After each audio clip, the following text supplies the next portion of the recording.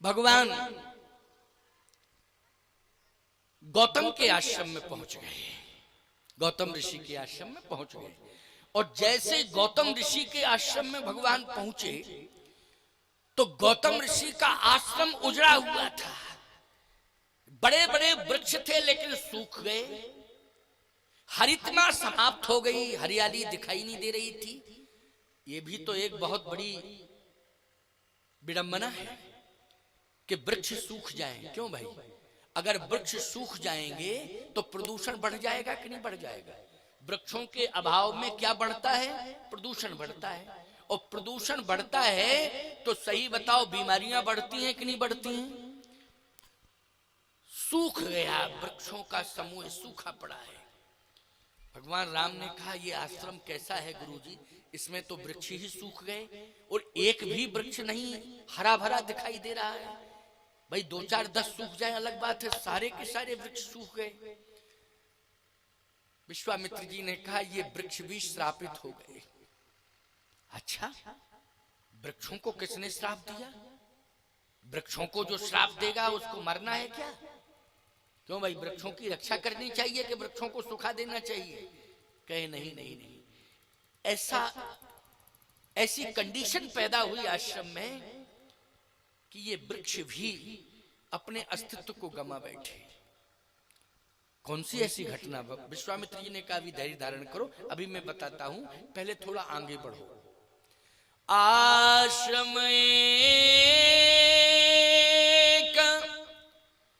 दीख मगमाही,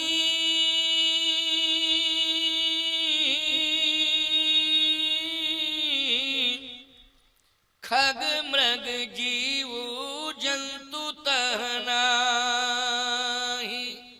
खग मृग आगे बढ़े तो न पक्षी हैं वहां, पक्षी भी पलायन कर गए। आपके क्षेत्र से पक्षी पलायन कर जाए तो बोलो ये सगुन है कि अपसगुन है? ये तो अपसगुन है। वृक्ष सूख जाए, पक्षी विदा हो जाए, ये तो बहुत बड़ा अपसगुन है। भगवान राम ने कहा, पक्षी भी नहीं है। विश्वामित्र जी ने कहा, नहीं।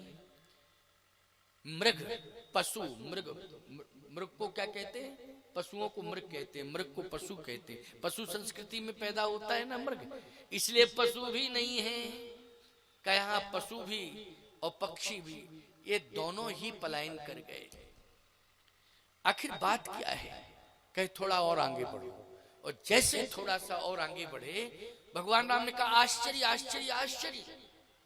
विश्वामित्र जी ने कहा, क्या आश्चर्य है?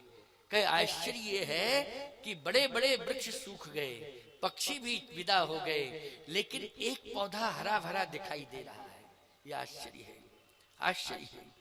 और गुरुदेव, सबसे बड़ा आश्चर्य तो ये है कि मिट्टी का जहां आधार मिल रहा है वो वृक्ष सूख गए, लेकिन ये हरा भरा पौधा पत्थर के ऊपर है। किसके ऊपर है? पत्थर की चट्टान के ऊपर है। ये आश्चर्य है, मिट्टी है ही नहीं, मिट्टी दिखाई नहीं दे रही है, पत्थर ही पत्थर की चट्टान, उसके ऊपर ये हरा भरा पौधा। विश्वामित्र जी ने कहा, थोड़ा आगे तो बढ़ो। थोड़ा सा और आगे बढ़े तो वो तुलसी का बिरवा था जो हरा भरा था। वो किसका बिरवा था? तुलसी का था। तुलसी का पौधा, समझ गए हो ना, हरा भरा था। भगवान ने गौर से देखा तो जिस पर तुलसी का पौधा हरा भरा था वो पत्थर की चट्टान तो थी, लेकिन नारी की आकृति थी। किसकी आकृति थी? नारी की आकृति थी। भगवान ने कहा, ये पत्थर तो है लेकिन आकृति नारी की है, और इस पर तुलसी का पौधा हरा भरा। समझ में नहीं आ रहा है गुरुदेव, है क्या? विश्वामित्र जी ने कहा, गौतम नारी। ये गौतम नारी गौतम ऋषि की पत्नी है ये। अच्छा, ये महर्षि गौतम ऋषि की पत्नी है? हाँ। तो ये पत्थर की कैसे हो गई? श्राप बस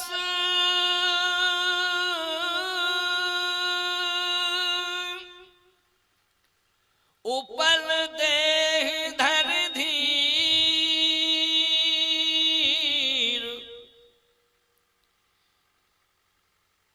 ये श्राप के कारण पत्थर की हो गई। अब रामभद्र जी इसका उद्धार कर दो। उद्धार कैसे होगा? जब मैं आ गया हूं, देख रहा हूं, लेकिन पत्थर की ही बनी है, तो उद्धार अब होना होता तो हो जाता।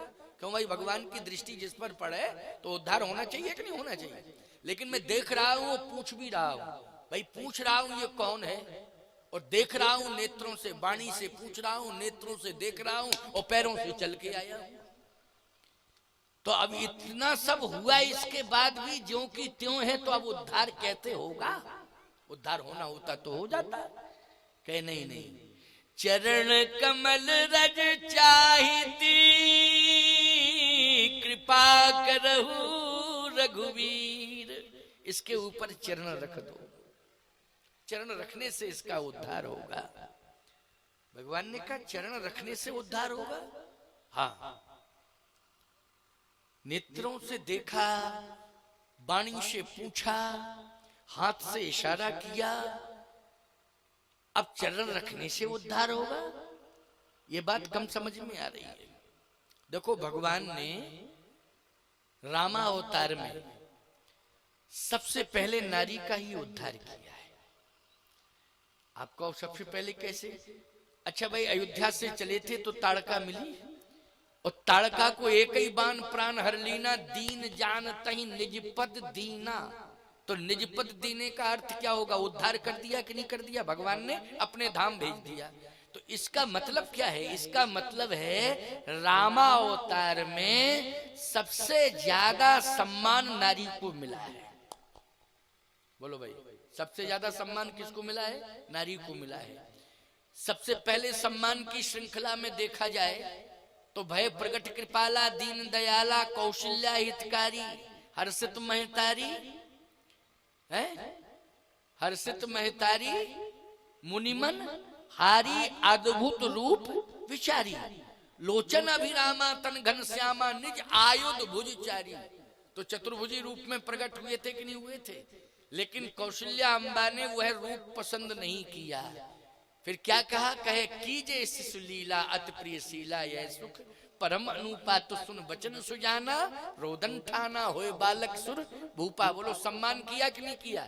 बोलो, विराट से शिशु बन गए कि नहीं बन गए? और शिशु बन करके माँ कौशल्या की गोद में किलकारियां मारने लगे कि नहीं मारने लगे? बोलो, ये सम्मान किया कि नहीं किया?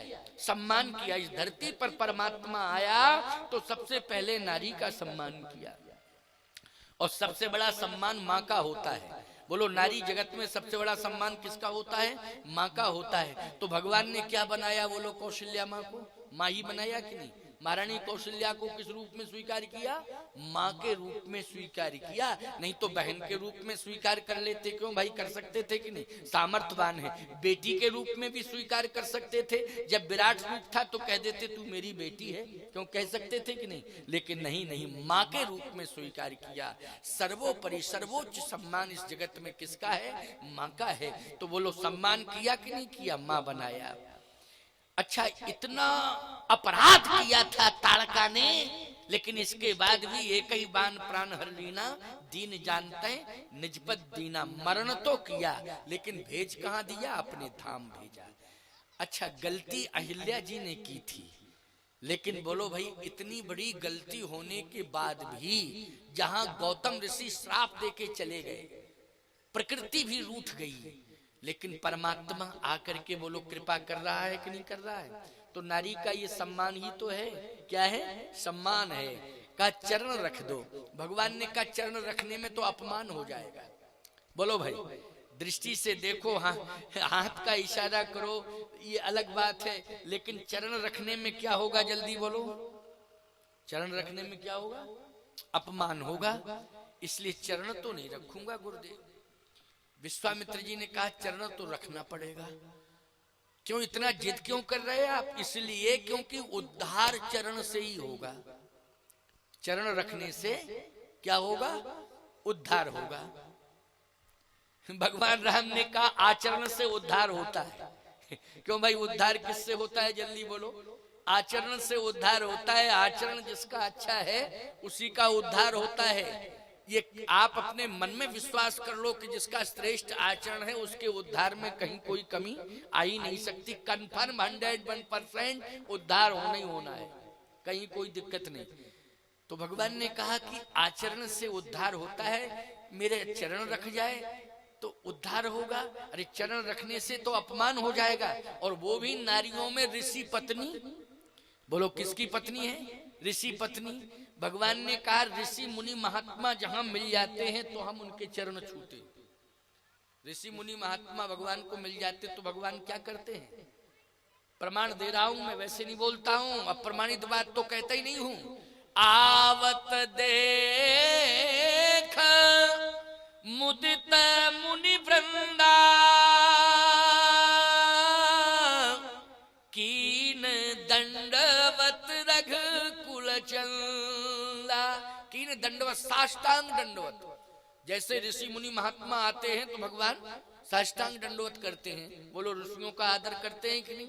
और सुन लीजिए, गुरु आगमन सुनत रघुनाथा, द्वार आए पगनाए माथा, प्रभुता तज प्रभु कीन सनेहु, ओ आज पुनीत भयउ मम गेहु, सेवक सदन स्वामी आगमनु।